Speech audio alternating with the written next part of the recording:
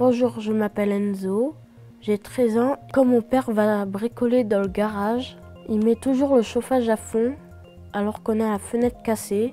Est-ce que c'est à cause de ça que le changement climatique existe? Bonjour Enzo, alors oui et non, c'est pas directement lié au fait que ton père laisse partir de la chaleur dans son garage qu'il y a le réchauffement climatique.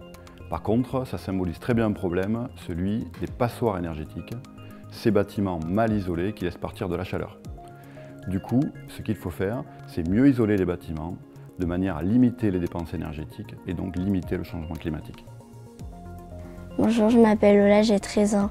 Mais alors pourquoi il faut améliorer les bâtiments en ville?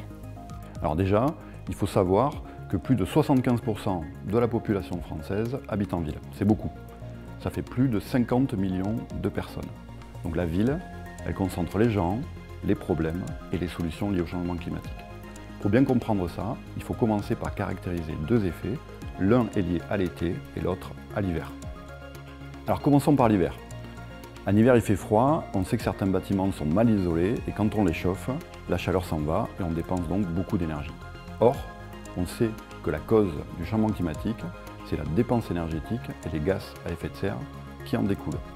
Donc, identifier les pertes d'énergie liées au chauffage, c'est quelque chose de très important. Ensuite, il y a l'été. Et l'été, à cause du changement climatique, on sait que les vagues de chaleur vont être plus fréquentes et plus importantes. En clair, il va faire plus chaud et plus souvent. On sait que certains quartiers ne sont pas adaptés pour faire face aux fortes chaleurs. La ville n'est pas organisée comme il faut, les rues sont trop étroites, l'air circule mal, les matériaux qui constituent les bâtiments stockent la chaleur et la restituent pendant la nuit.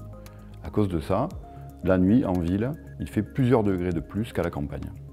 Or, si la température en ville ne descend pas en dessous 25 degrés, le corps humain a du mal à se rafraîchir et c'est dangereux pour la santé. On parle de stress thermique. Bonjour, je m'appelle Myriam, j'ai 14 ans. Ma question est, pourquoi parle-t-on beaucoup de la climatisation? La climatisation, c'est une fausse bonne solution, dangereuse même. La climatisation prend la chaleur à l'intérieur des bâtiments et la rejette dehors. Elle chauffe dehors. En plus, elle consomme beaucoup d'électricité et les gaz qu'elle contient sont polluants. On estime que plus de 10% de la consommation mondiale d'électricité est liée à la climatisation. Donc c'est un cercle vicieux.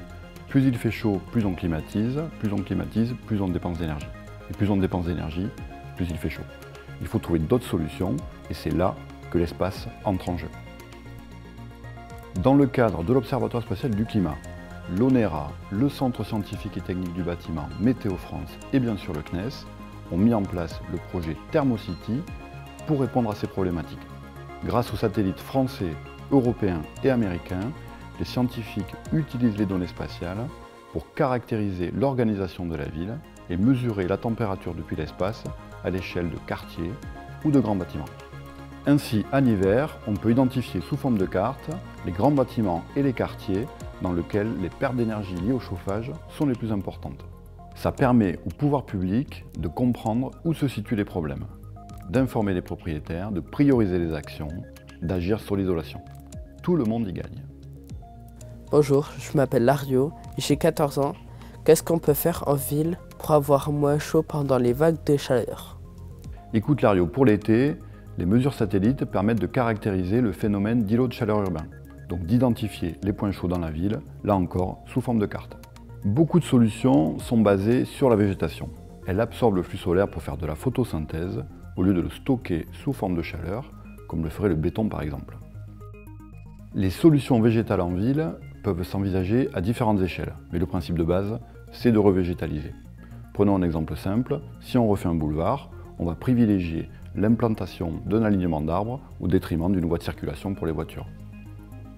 Tous ces outils, développés dans le cadre de ThermoCity, pourront être utilisés à l'échelle nationale ou même internationale et permettront de lutter efficacement contre le changement climatique.